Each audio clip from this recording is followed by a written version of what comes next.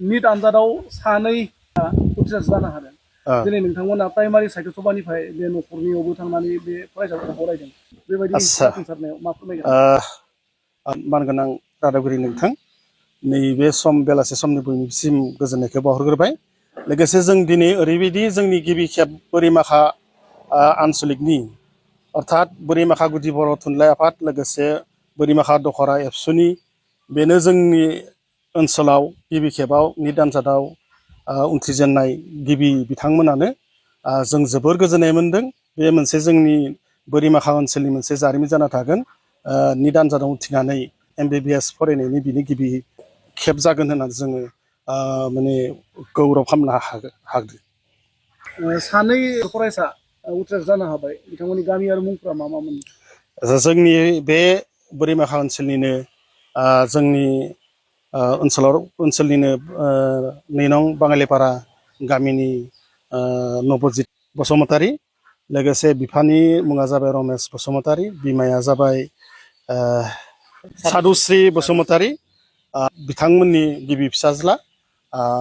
बे फरायसाया बड'लेण्ड सुपार 50निफ्राय मोननानै कचिं लानानै LN गुवाहाटी बे इनस्टिटिउट कचिं लानानै बिथाङा उथ्रिसार जानो हादों।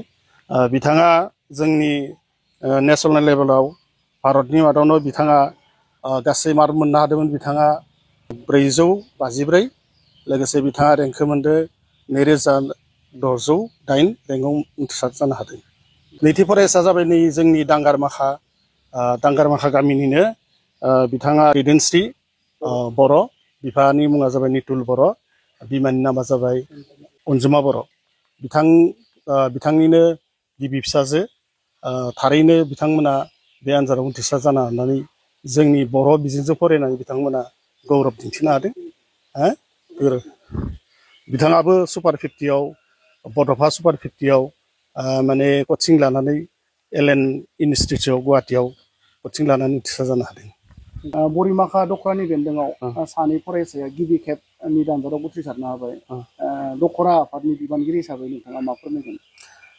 जोबोद गोजोननाय मोनदों। बेयो जोंनि बोरिमाखा ओनसोलनि थाखाय मोनसे जारिमिन होननानै बुंनांगोन। जोङो सिगां समाव बेबायदि रावबो फरायसाखौ बेबायदि जोङो क्लियार खालामनाय मोनफेराखैमोन।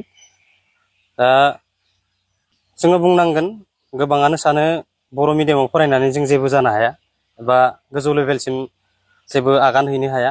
नाथायबा दिनै जोङो जोंनि मेगनाव दा नुनो मोनबाय, जोङो बर' मिडियामजों फरायनानैनो गोबां गोजौ लेभेलसिम जों जौगालांनो हायो। बेनि बिदिन्थिया दिनै दैदेनस्रि बर' आरो नबजित बसुमतारी। बिथां सानै फरायसामोननो साबायखर जासिनांगोन। आरो आङो बेजों लोगोसेनो जोंनि साफ्रोमबो फरायसा आरो बिमा बिफाखौ खावलायनो लुबैदों, नैबे जोंनि सानै फरायसा बिथांमोना जेरैबायदिहाय दिनै निट एग्जामखौ क्लियार खालामनो हाबाय, दा बेबायदिनो जोंनि बिमा बिफायाबो बिथां सानै फरायसामोनखौ थुलुंगा लानांगोन आरो जोंनि फरायसाफोरखौ थुलुंगा होनानै फैगौ समाव बेबायदिनो जोङो निटखौनो बुं बा गुबुन गुबुन एग्जामखौनो बुं, एन्ट्रेन्सखौनो बुं, जोङो बिथांमोनखौनो थुलुंगा लानानै फरायसाफोरखौ जोङो अरायबो थुलुंगा होलांबाय थानांगोन। अब्लानो जोंनि फरायसाफ्रा गोजौ फारसे दावखोलांनो हागोन। जों दिनै नुनो मोनो ड्राग्स गिख्रंथाव मोनसे बेनि साग्लोबसारनाय, बेजों जोंनि माखासे लाइमोनफोरा गफबना थानायखौ नुनो मोनो। बेबायदि लाइमोनफोरखौ मा खावलायहरनो सानगोन?